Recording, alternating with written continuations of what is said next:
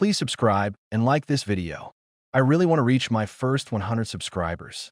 Thank you. Before I get into it, here's the practical point of this story. Most guys don't get dragged because they're weak. They get dragged because they're decent, because they're stable, because they think being the adult means paying, smoothing, and staying calm while the other person keeps moving the goalposts.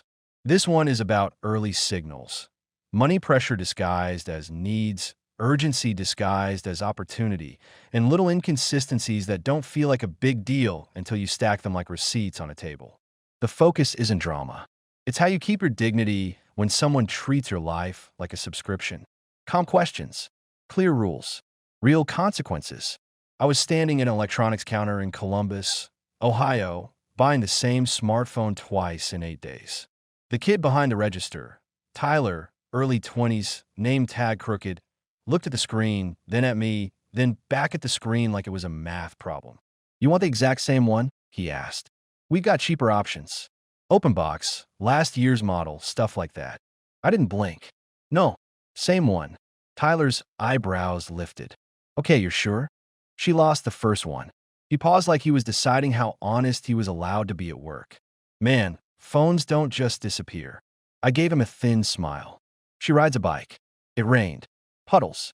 You know, life happens." Tyler let out a breath through his nose. "Right? Those phone-stealing geese are getting bold."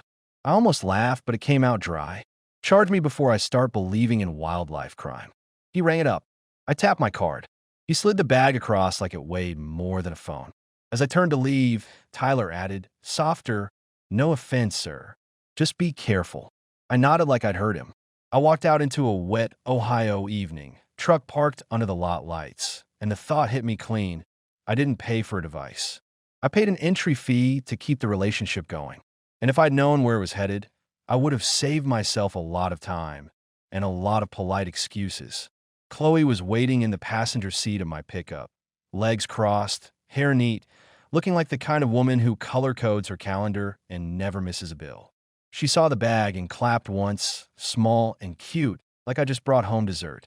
"You're the best," she said. "I told you it was an accident." I tossed the bag into her lap. "You told me it was probably in the couch 3 days ago." She waved that off. I looked. "It's not. So it's gone. Are we doing dinner or what?" I started the truck. "We're doing dinner." "Good," she said, already peeling the bag open. "And tomorrow we should book those tickets." The prices dropped again. I kept my eyes on the windshield. "We're not booking anything tomorrow." Her head snapped toward me. "Why?" "Because," I said calm, "I just bought you a phone you lost in a week. I'm not stacking vacations on top of that like it's normal." Chloe stared like I'd spoken a foreign language. Then she smiled, soft, almost sweet. "You're adorable when you pretend to be reasonable," she said. "Ich glänze her." "I'm not pretending." She leaned in, kissed my cheek quick, and went back to the phone like I was a temporary obstacle. "We'll talk tomorrow." That was Chloe's thing. "We'll talk." Like talk was a spell that made my boundaries disappear overnight. At home, she acted domestic. Hung her coat, wiped the counter, asked about my day in that polished, attentive voice. Then 5 minutes later, she was scrolling flights and pushing her screen toward me. 2 weeks, she said. "We need a real break. We just did a weekend in Hocking Hills." "That doesn't count," she replied like I'd said we drove to the gas station. "That was 2 nights. I mean a real reset." I set my keys down. "Not 2 weeks." Her smile didn't move. "Adam, you work in logistics. You of all people should understand timing. You wait, you lose the deal." I nodded slowly. "Timing, sure. I understand timing. I also understand patterns." "What pattern?" "The pattern where you lose something expensive and the solution is me buying it again." Her face cooled a few degrees. "Wow. Yeah, wow." She leaned back, eyes narrowing. "So what? You don't trust me?" I didn't raise my voice. I didn't posture. I just said the truth. "I trust what I can verify." She stared at me like I'd insulted her family. Then she stood, picked up her purse, and walked toward the door. "I'm gonna head out," she said. "I don't need this." I nodded. "Okay." That stopped her. She turned halfway, confused that I didn't chase. "You're just letting me leave?" she asked. "I'm not holding you hostage." Chloe blinked, then put on that wounded look that used to hook me. I told you, I don't have anyone. No family. No one's at my back. I watched her steady. Then don't treat the person who does like an ATM with a pulse. Her jaw tightened. She opened the door, then paused like she expected me to panic. When I didn't, she left. I stood in my kitchen for a second, listening to the quiet, and the worst part wasn't anger. It was the embarrassment, because Tyler's face at the store was still in my head. That look that said, "Man, what are you doing?" The next morning, she texted like nothing happened. Morning, smiley face. "Can we get coffee?" No apology. No acknowledgement. Just a reset button. I went anyway. Not because I was eager. Because I wanted to see what she'd do when I didn't play my usual role. At the cafe, she walked in with her hair pulled back, clean makeup, calm eyes. She kissed me on the mouth, slow, like we were fine. "I was tired last night," she said, voice gentle. I shouldn't have snapped. There it was. The first little softening. The "I'm sweet now, so you can forget the boundary." I nodded once. "Okay." She touched my hand. "I appreciate you. Really. We got to the counter. The barista, a woman with a nose ring and a tired smile, asked Chloe, "What can I get you?" Chloe didn't hesitate. "Black coffee." I blinked. "Black?" She looked at me like I'd asked her to recite her social security number. "Yeah. What?" "You usually do oat milk. 2 sugars." She laughed. "Since when?" "That's gross." I raised an eyebrow. "It's gross." "Adam, I'm trying to cut sugar," she said, like she'd been saying that for years. "Are you okay?" I didn't argue. I just filed it. I watched her pay with my card because she'd forgotten hers, which was becoming a weekly tradition. As we sat down, she was affectionate, the perfect girlfriend. Leaning in, asking questions, laughing at my jokes. Then her phone buzzed. She glanced at it fast, turned the screen away, and typed with her thumb under the table. I didn't pounce. I sipped my coffee. "What's the plan today?" she asked. "I've got a shift," I said.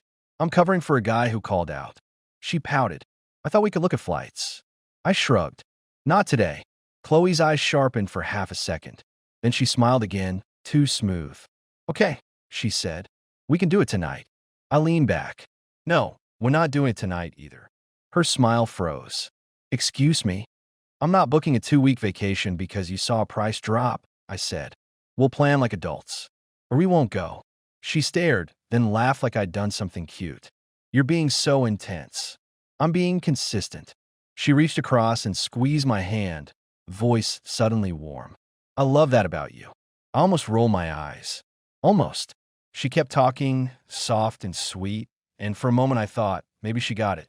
Maybe she just needed a firm line. Then she stood. Bathroom. She walked off. I watched her weave through tables, calm as ever. 3 minutes later, she came back, and it was like someone adjusted a dial. Same face, same hair, but her energy shifted. Her voice came in a notch lower. She sat closer than she had before. Her hand landed on my forearm with more pressure. "You look tired," she said. "I'm feeling it." She tilted her head. "No, you got that look. Like you're trying to solve a problem." "You still here. You were just telling me you love that about me." Her mouth twitched. "And I do." The way she said it was different. The words were the same. The delivery wasn't. I didn't call it out right there. I finished my coffee, walked her to her car, and when she leaned in to kiss me goodbye, it was a quick peck, not the slow kiss from earlier. "Text me," she said. I nodded. "Sure." I got into my truck and sat there for a minute, hands on the wheel, thinking like I think at work when a shipment doesn't match the manifest. Something was off. Not mood swings. Not stress. It felt like a swap. So I did what I do. I started keeping notes. Nothing dramatic. Just facts. Coffee order. Tone shifts. Physical habits. The way she held my hand. The way she pronounced certain words. When she asked for my card. When she pushed for trips. That week, she asked for headphones. "My old ones are crackling," she said, leaning on my kitchen counter like she lived there. "I can't work out without music." "Buy new ones," I replied. She blinked. "With what?" I looked at her. "With money." She scoffed like I was being petty. "Seriously? I don't ask you for much." I stared at her for a beat, then reached into a drawer and pulled out a small notebook I use for work notes sometimes. Chloe laughed. "Oh my God, are you writing me down?" "I'm tracking a pattern," I said. Her smile vanished. That's insane. I tapped the notebook. Phone. Phone again. Forgotten card.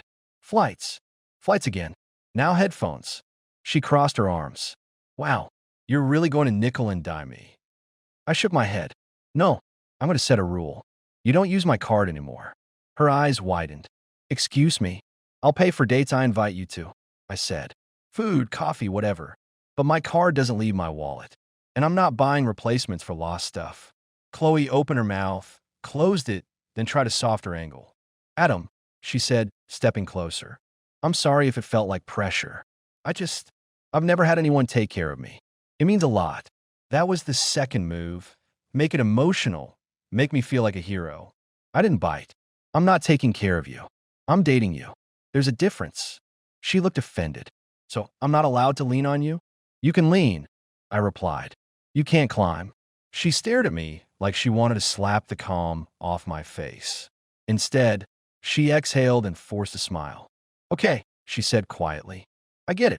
Then she reached up, kissed my cheek, and started wiping the counter like she was the world's most reasonable woman. That night, she curled up next to me on the couch, warm and affectionate, hand on my chest. Can we do a smaller trip then? She murmured. Just 3 days. A little reset. I looked at her. No trips until the missing phone issue is resolved. Her fingers stopped moving. What? Where's the first phone, Chloe? She sat up, face sharpening. I told you. I lost it. How do you lose a phone twice in 8 days? She shrugged. Bad luck. Bad luck has a pattern, I said. And patterns have causes. She stood up, grabbed her purse, and her voice turned icy. You're being controlling. I nodded. No, I'm being careful.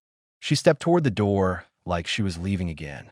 Then she stopped, turned, and smiled too brightly. Fine, she said. If you want careful, I'll be careful. I'll find it. Great, I replied.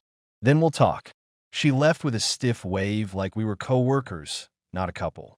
The next day at work, I was on the warehouse floor, checking pallets, talking with my dispatcher, Marcos. Marcos is the kind of guy who doesn't say much, but when he does, it lands.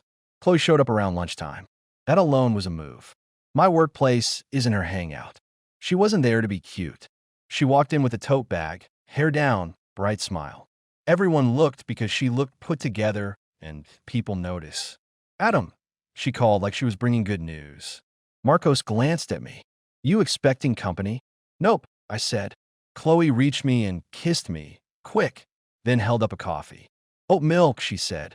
2 sugars. Your favorite. I stared at the cup. That's not my favorite. She laughed. It is now. Marcos's eyes flicked from her to me. He didn't say anything, but his face said, this is a show. Chloe lowered her voice. I'm sorry about last night, she said. I've been stressed. I shouldn't have called you controlling. I nodded. Okay. She touched my arm. Sweet. I want to make it right. Then answer my question, I said. Where's the first phone? Her smile wobbled. I'm looking. That's not an answer. Chloe's expression tightened, but she kept the voice soft because we were in public. Can we not do this here? She whispered. We can, I said. You brought yourself here. Marcos turned slightly away, pretending to check a label, but he was listening. Chloe noticed. Her cheeks flushed. She leaned in closer, voice still sweet, but with a blade under it. You're really going to embarrass me at your job? I shrugged. You chose the stage. Her eyes narrowed. Fine. I don't have it. Happy. I nodded once. Good. Then here's the rule. Said out loud. You don't use my accounts. You don't use my card. And you don't plan trips on my dime. Chloe's smile snapped off. Wow. I kept going. If we're going somewhere, I book it. If you need something, you buy it. I'm not funding mystery losses. She looked around like she wanted someone to rescue her. No one did. Marcos finally spoke, deadpan. Sounds reasonable. Chloe's eyes shot to him. Excuse me. He shrugged. I'm just a guy with ears. Chloe turned back to me, and her voice dropped the sweetness. You're acting like I'm some kind of scam. I held her gaze. I'm acting like a man who likes facts. For a second, she looked like she might blow up. Then she flipped the switch again, overly warm, overly soft. Okay, she said, smiling hard. You're right. You know what? I'm proud of you for being responsible. I almost laughed at how fast it came. She kissed my cheek, too long for a warehouse floor, then whispered, "Let's have dinner tonight." My treat. I stepped back slightly. No. Her smile faltered. Why not? Because my treat usually means you forgot your card, I said. And I'm working late. She blinked, caught. Then she recovered, touched my arm again. Okay, tomorrow. I nodded. We'll see. She walked away, shoulders stiff, and Marcos came up beside me. You want my opinion? He asked. I'm getting it either way, I said. He nodded toward the exit. That wasn't a girlfriend visit. That was damage control. I didn't answer because he was right, and I hated that he was right.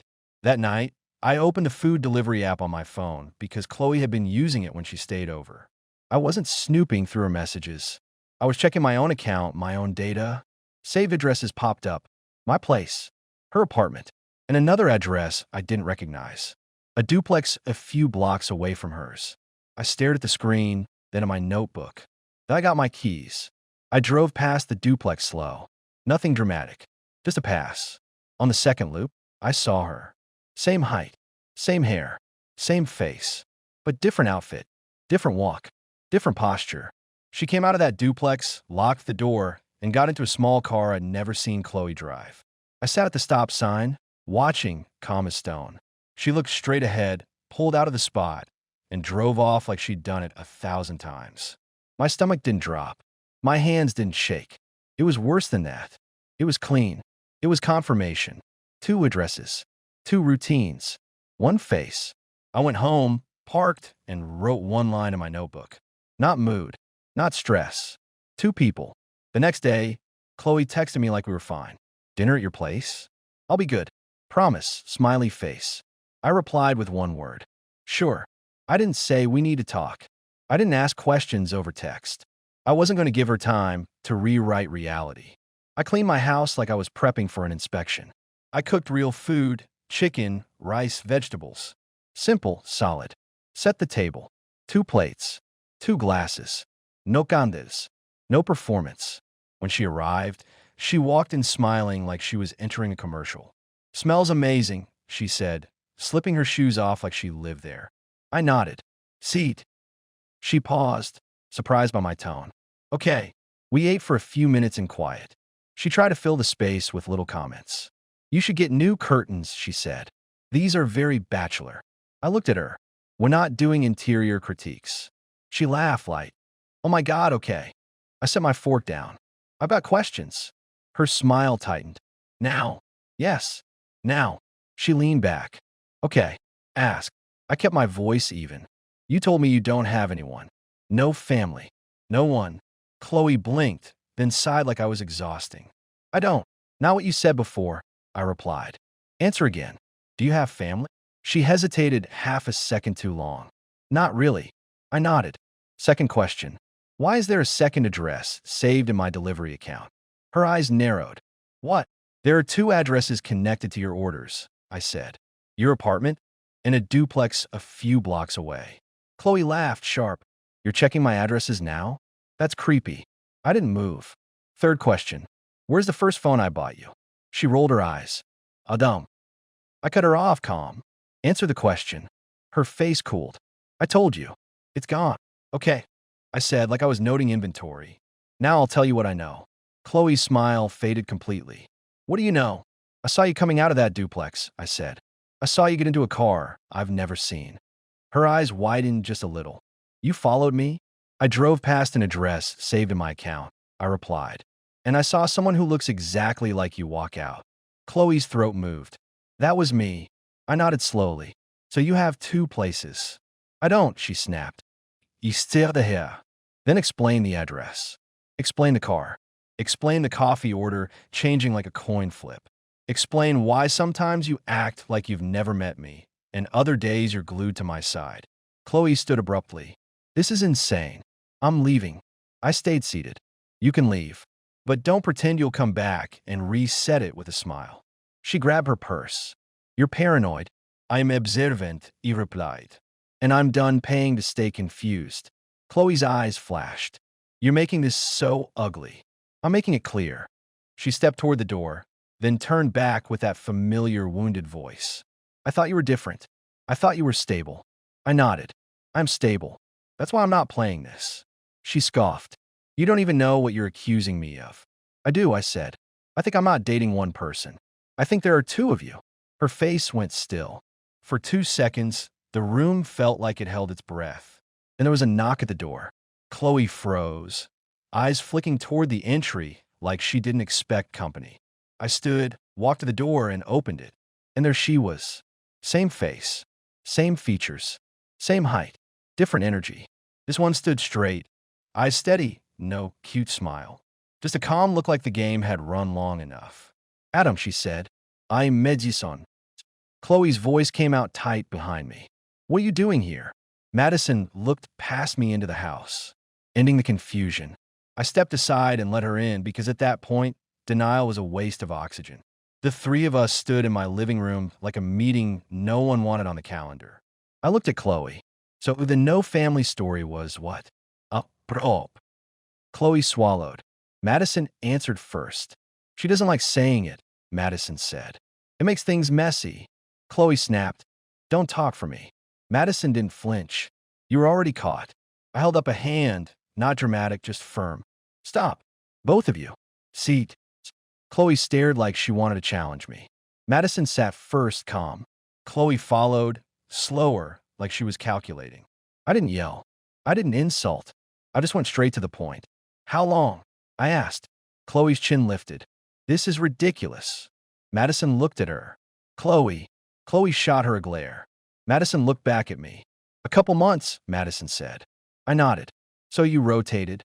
Chloe tried to laugh. It came out strained. We didn't rotate. We're not. Don't play dumb. I cut in. The coffee order changes. The way you talk changes. The way you touch my arm changes. And now you're both in my house. Chloe's eyes went hard. So what? You're going to act like you were harmed. Careful. Madison spoke again, still calm. It started as sharing time. That's it. Sharing. I repeated. Like I'm a tool you pass back and forth. Chloe leaned forward, voice sharp. You loved it. You liked having a girlfriend who showed up, cooked, acted sweet, didn't nag you. Don't pretend you were suffering. I nodded slowly. So the goal was convenience. Madison's mouth tightened. It was supposed to be temporary. Temporary, I said. Like the phones that disappeared. Chloe scoffed. Oh my God, the phones again. I leaned forward, elbows on my knees. Yes, the phones again. And the headphones. And the constant forgot my card. And the trips pushed because it's urgent. Madison looked down for a second, then back up. We shared the stuff. You share my purchases. Chloe snapped. You bought them as gifts. I nodded. I bought them for one person I was dating, not for a coordinated schedule. Chloe's eyes narrowed. You're being dramatic. I smiled without warmth. No, I'm being specific. I stood, walked to the kitchen counter, and came back with my notebook. I sat on the coffee table like evidence. Here's what's going to happen, I said. Chloe crossed her arms. Oh, here we go. I kept my voice steady. You're going to return everything that went missing. Both phones, the headphones, anything else you took under the I forgot routine. Chloe laughed, loud and insulting. You're kidding. Madison didn't laugh. She watched me carefully. I continued. If you don't have it, you're going to cover the cost. Not a debate. Not a story. A number. Chloe's face twisted. So now it's all about money. It's about access, I corrected. You treated my life like a resource pool. I'm closing it. Madison finally spoke softer. Adam, we can talk. No, I said. Talking is what you use to blur the lines. We're doing facts. Chloe stood, angry. You can't make us do anything. I nodded. I'm not making you. I'm giving you options. Return the items or cover the cost. You have 1 week. Madison's eyes flicked to Chloe. We don't have both phones. I looked at Madison. Then you cover them. Chloe scoffed. With what? You think we're sitting on cash? I tilted my head. Then you should have avoided building a lifestyle out of other people's wallets. Chloe pointed at me. You're trying to scare us. I didn't move. I'm not trying to do anything. I'm stating the next step. I have receipts. I have dates. I have account logs. I have Tyler at the electronics counter who watched me buy the same phone twice. I'm not arguing about reality. Madison exhaled slowly. You're serious. I nodded. I'm calm. That's how you know I'm serious. Chloe tried the soft voice again, sudden and thick with sweetness. Adam, come on. We got carried away. You're a good man. Don't be like this. That was the second big softening. Too much warmth, too fast. Like flipping a switch to pull me back in. I looked at her like she was trying to sell me a warranty I didn't ask for. You don't get to compliment your way out of consequences, I said. Chloe's face went cold again. So what? You're ending it. I nodded. Yes. Madison stood quiet. We didn't mean to. I raised a hand. Doesn't matter what you meant. It matters what you did. Chloe grabbed her purse. This is unbelievable. I walked to the front door and opened it. Not dramatic. Just done. Here's the line, I said. You leave now. You don't come back. You don't contact me unless it's about returning what you took. Chloe paused at the doorway and turned, voice dripping. You're going to regret being so harsh. I smiled once small. No, I'm going to regret buying 2 phones in 8 days. The harsh part already happened. Madison looked at me for a beat, then nodded like she understood. She stepped out. Chloe followed, stiff and furious. I closed the door, locked it. Then I changed the code on my garage keypad and reset every account password they'd ever touched. Not because I was scared, because grown men don't leave loose ends. A week later, a box showed up on my porch. Inside were the headphones and one of the phones, scratched but working. No note. No apology. Just a partial return like they were bargaining with gravity. I didn't respond with emotion. I responded with math. I sent a simple message with the remaining total and the deadline. Nothing else. After that, the silence did what silence does. It confirmed the truth. A few months later, life looked better than it had while I was paying entry fees for confusion. Work was solid. I picked up a better role, more responsibility, better pay. I bought a newer truck, nothing flashy, just clean and reliable.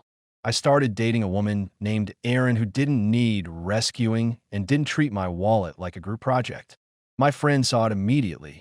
Marcos met Erin once and said, "This one seems normal." I nodded. That's the point. As for Chloe and Madison, I heard bits through the grapevine because Ohio is small even when it's big. They moved out of their places. People stopped trusting them. The kind of comfort they were chasing has a short shelf life when everyone compares notes. I didn't celebrate it. I didn't chase closure. I just kept my life clean. And the last thing I ever said to Chloe still stands. You don't get to compliment your way out of consequences. Here's what I took from it, and what I'd tell any grown man listening. First, when the same accident keeps happening, it's not an accident. A lost phone can happen. 2 in 8 days is a pattern. The mistake would have been arguing about feelings while ignoring the math. I didn't need a confession. I needed a clear line. No more access, no more replacements, no more forgot my car routines. Second, urgency is a tool. Buy the tickets today. Prices are dropping. We need a reset. If someone keeps pushing speed, they're usually trying to outrun your judgment. The mistake would have been letting her pace become my pace. The moment I slowed everything down, no trips, no shared accounts, no card leaving my wallet, the truth started leaking out on its own. Third, handle it like an adult, not like an actor. I didn't yell in a cafe. I didn't cause a scene in the street. I collected facts. I checked my own account data. I asked direct questions at my table in my house in a calm tone. And when the proof walked to my door, I didn't bargain. I set terms, set a deadline, and closed access. If you're stable, generous, and capable, you're going to attract people who want to plug into that. That's not a compliment. That's a risk. Your job isn't to become cold. Your job is to become clear. Respect comes before comfort. Always. Please subscribe and like this video. I really want to reach my first 100 subscribers. Thank you.